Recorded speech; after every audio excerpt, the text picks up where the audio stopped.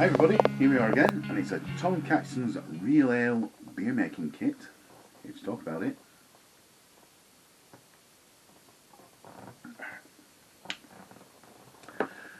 It's a single can kit and kilo. Comes in a can like that, with a label wrapped around it. So we'll have a quick look at the label. The label comes off quite easily in hot water when you're soaking it. It's, I think, like a flour paste glue that is stuck on with, water soluble anyway. Comes off as if it's flour, so possibly flour paste glue. So that's the label. It's a 1.8 kilo kit. Add sugar of your choice. Makes 40 UK pints. There is some bump on the back of the label. Traditional real ale with hop enhancement sachet. Yeah, goes into a bit of history about beer. If you're interested, I'll post it. Comes with a little lid on the can. Did come with, obviously, a lid on the can, and under the lid you get some instructions.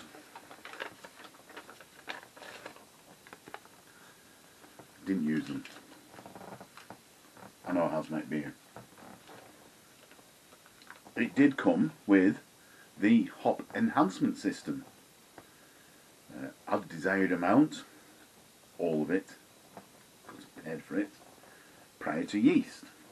Store in a cool, dry place. Ingredients: maltodextrin, hop oil. Best before 8/2026.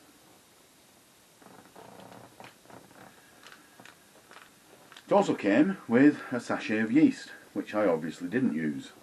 I reused my SO4 yeast as usual. There's just really a date and batch code, I think. I don't know. Best before 11/2025, so that'll be the date. And then I've looked in a few of them, and they all seem to be 220652. No matter what sort of beer you brew. Didn't use it anyway, as I say. I reused my SO4 yeast. So that's it. A gimmick is that you've got a can with a lid. Not really a gimmick. It's just that if you want to store some screws or nuts and bolts, you've got a can with a lid. I have to say it's not the best lid, but it's a lid. It'll do the job. Not sure. I've seen people where they screw the lid underneath the shelf. Don't know why I was pointing over there. The shelf's not there. Underneath the shelf is generally a jar. Then you can screw your jar onto your lid and hangs all your useful stuff underneath the shelf, and you can have other stuff on top of the shelf. It may hold. It probably would actually. Waffling. It's a can with a lid. Facts and figures. Tom Caxton's Real Ale. There we go. So, the starting gravity was 1.046 at 21 degrees C. Final gravity, about usual, as 1.012 at 22 degrees C. 1 degree difference. Not even going to think about messing with the figures.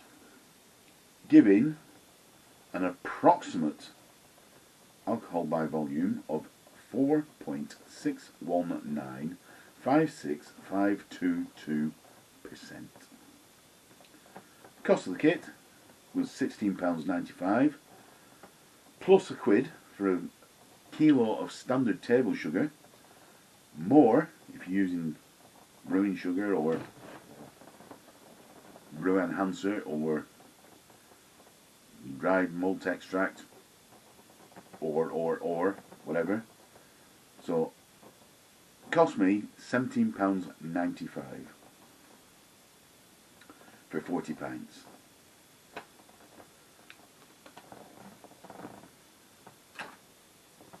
So let's have a look at it. The head's dropped off already. It does produce a head. It does produce some lacing on the glass. Crystal clear. Amber, I'd say. Dark gold.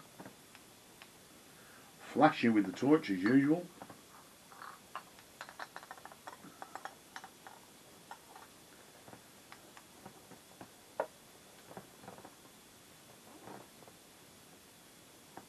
So, into the aroma.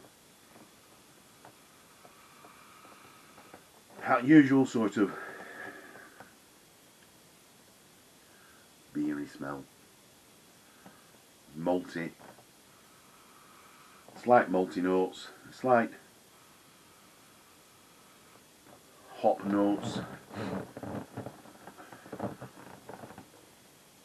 Getting an earthy, I think it's an earthy note. Earthy note from the hops.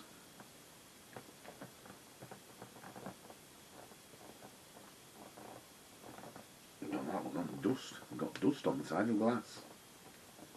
Been sitting here that long, gathered dust. So we'll go into the all-important taste test.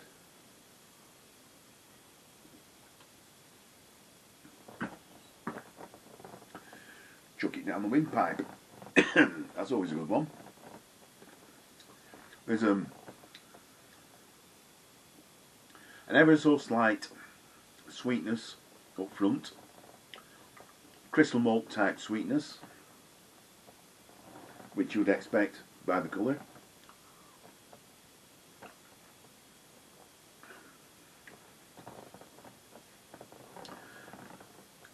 And maybe, yeah, just maybe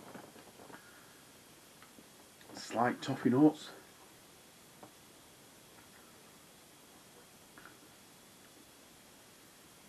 Yeah, sweet. That sweetness from the crystal note, crystal malt, but it does have, yeah, a little bit of maybe toffee. Hop wise,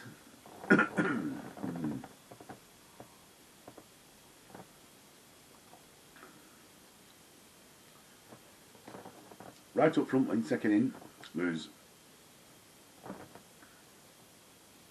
not a sharp bitterness, sort of medium bitterness on the side of the tongues, but then the sweetness takes over, and then the bitterness comes back, and there is a slightly earthiness to it. I say earthiness, it's not really pininess.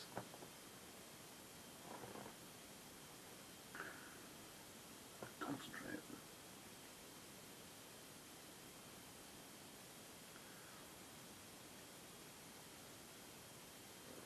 Yeah, it's a slightly earthy flavour. Not actually a bad beer. About halfway through the barrel, when it first started, I thought that's a bit poor, really.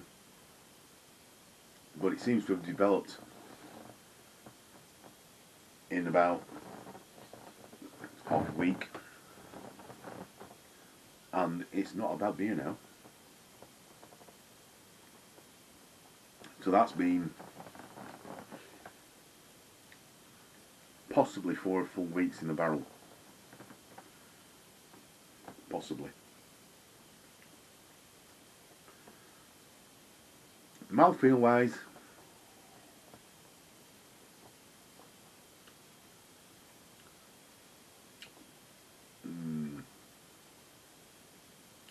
low to medium.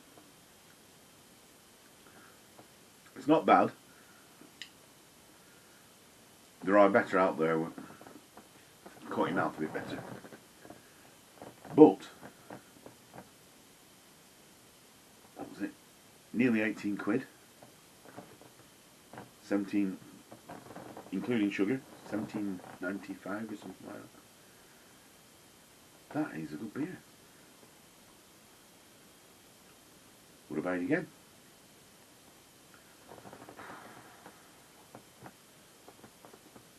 Probably not, because there's better out there. But yes, I would consider buying it again. I used to buy Tom Caxton's kits quite regularly years ago, but then I moved on to all malt kits, and they're just not that much more in price, but they are better. Mouthfeel and flavour and everything wise. Not a bad beer though. If you're on a budget, go for it. It's better than paying pub prices, and I would say that is